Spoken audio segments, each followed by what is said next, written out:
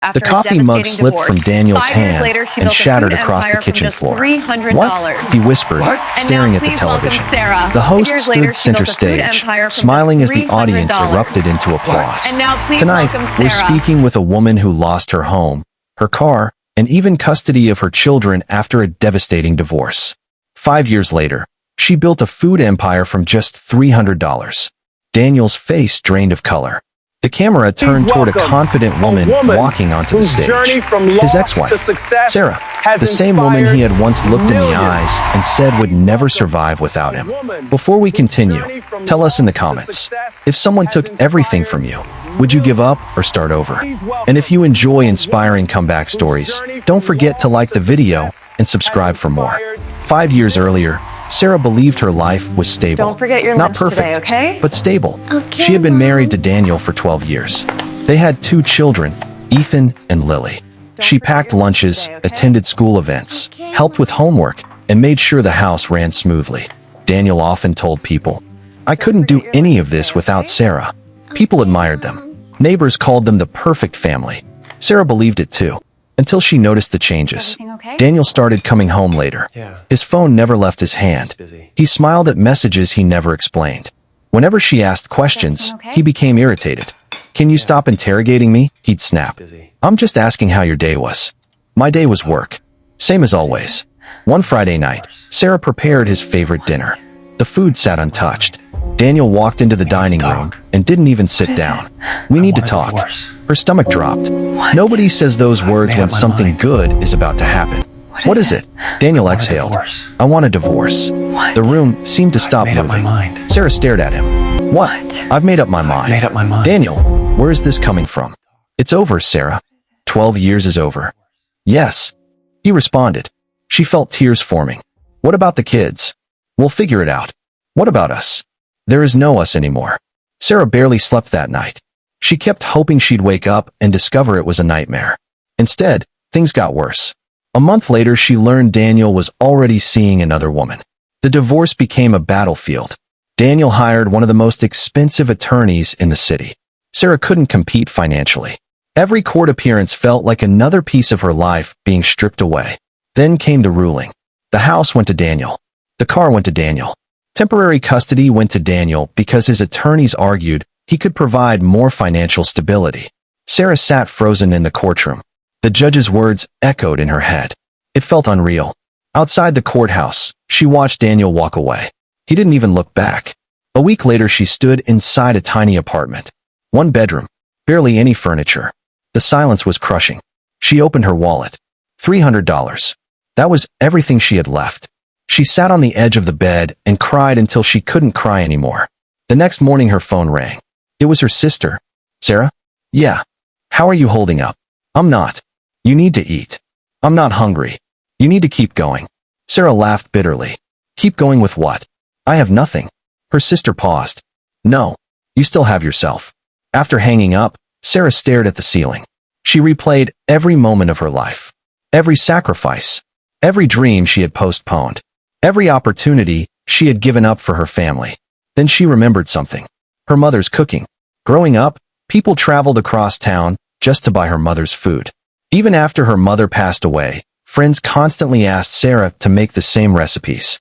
An idea formed. It sounded ridiculous, maybe even impossible, but it was something. The following morning, she withdrew nearly every dollar she had. She bought a used portable grill, ingredients, paper containers, plastic utensils. By the time she was done, almost all her money was gone. Her first day was humiliating. She parked near a busy street and waited. Cars passed. People walked by. Nobody stopped. Hours passed. One customer, then another. By sunset, she had earned less than $30. She went home fighting tears. "What am I doing?" she whispered. The next morning, she almost quit. Almost. Instead, she returned. And the next day, and the next. Some days she made $20. Some days 50. Some days barely enough to cover ingredients. Then came the rainstorm. A brutal downpour hit the city. Customers disappeared. Her equipment got soaked. Food was ruined. She calculated her losses and felt sick. That night she called her sister. "I can't do this anymore." "Yes, you can." "No, I can't." "Sarah, remember what Daniel expects. Sarah went silent. Her sister continued. He expects you to fail. The words hit hard. Because they were true. Daniel expected her to fail. Everyone expected her to fail. The next morning, she opened the stand again. Weeks turned into months. Her routine became relentless. Wake up at 4. Cook. Drive. Sell. Clean. Sleep. Repeat. Exhaustion became normal. One afternoon, while serving customers, a young man approached holding a camera. Can I film this? Sarah looked confused. Film what? You. Why? I bought your food last week. And it was incredible. Sarah laughed. That's nice of you. I'm serious. People need to know about this place. He posted a video that evening. Sarah didn't think much of it. The next morning she arrived at her usual spot and nearly dropped her keys. A line stretched down the block. People were waiting. Actual customers. Dozens of them. One woman waved excitedly. You're the lady from TikTok. Another customer shouted. I've been wanting to try your food all week. Sarah blinked in disbelief. By noon she had sold out. By 2 o'clock she was driving to the grocery store to buy more ingredients. By evening she was crying again. This time for a completely different reason. For the first time since the divorce, she felt hope. Real hope. What Sarah didn't realize was that this was only the beginning. Because while her business was finally taking off, Daniel was about to make a decision that would change both of their lives forever. 3 weeks after the viral video, Sarah received a letter from Daniel's attorney. Her hands trembled as she opened it. The contents made her stomach sink. Daniel wanted increased child support payments. Sarah stared at the page. Increased, she whispered. She barely had enough money to keep her business running. The demand felt less like a legal request and more like a reminder. A reminder that Daniel still believed he controlled her future. That evening she called him. Daniel, what is this? What is what? You know exactly what I'm talking about. His voice remained cold. The paperwork. You know I'm struggling. That's not my problem. Sarah closed her eyes. These are your children too. Exactly. Which is why they deserve support. The conversation ended with her feeling more defeated than ever. But instead of quitting, she worked harder. She expanded her menu. She stayed open longer hours. She accepted catering requests. Soon, customers weren't just visiting from nearby neighborhoods. They were driving across the city. One Saturday, her grill suddenly stopped working in the middle of a lunch rush. Smoke poured out. Customers stood waiting. Sarah's heart nearly stopped. She couldn't afford another major setback. Not now. Not when things were finally improving.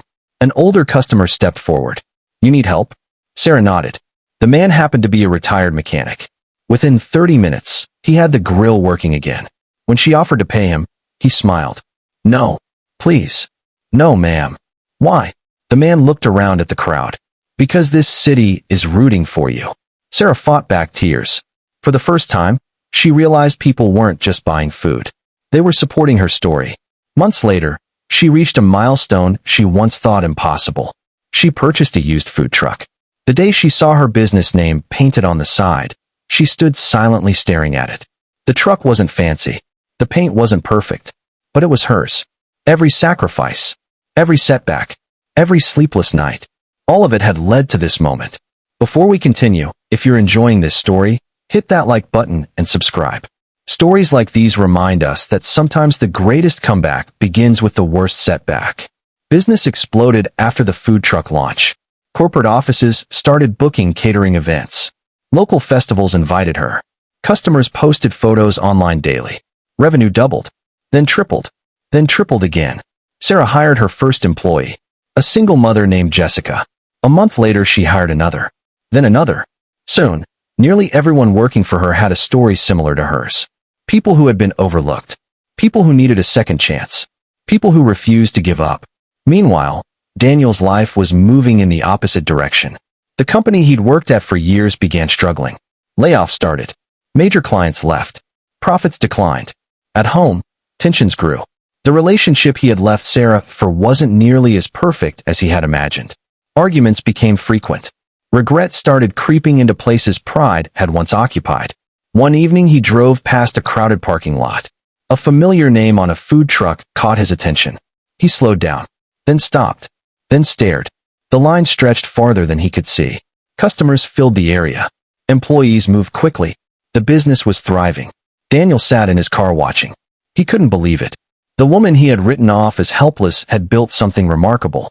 Still, he told himself it was temporary. A lucky break. Nothing more. He was wrong.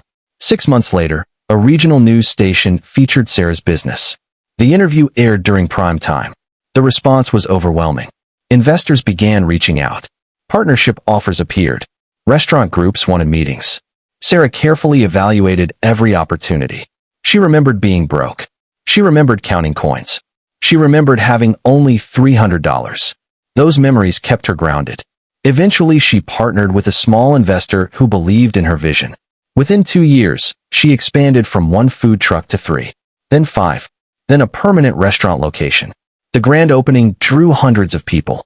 As customers filled the restaurant, Sarah spotted 2 familiar faces entering through the door. Ethan and Lily, her children.